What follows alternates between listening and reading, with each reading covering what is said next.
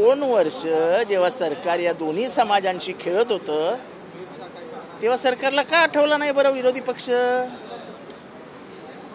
तेव्हाही आम्ही भाषणात सांगत होतो की तुम्ही 2 समाजाला खेळवतात, त्यांच्यात आपापसात भांडणं लावतात.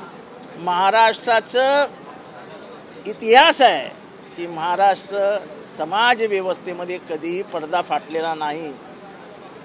शिवाजी महाराजांबरोबर 18 पगड जाती होत्या, ते महाराष्ट्राचं सामाजिक स्वास्थ्य होतं.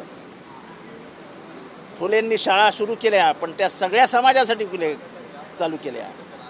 शाहू महाराज तर सामाजिक स्वास्थ्याचं एक उत्तम उदाहरण आहे. आणि आंबेडकर साहेबांविषयी काही बोलायलाच नको, त्यांनी तर संविधानच लिहून दिलं तुम्हाला. पण तुम्ही याला मराठ्यांना एकीकडे भडकवायचं होतं आणि एकीकडे ओबीसींना भडकवायचं होतं, दोघांना गुळलावून ठेवले.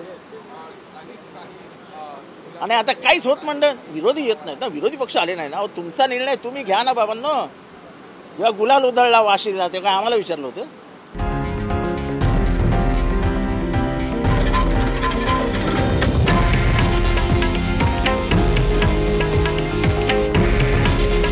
हे आहे देशातील नंबर 1 न्यूज नेटवर्क आणि आपण पाहत आहात TV9 मराठी.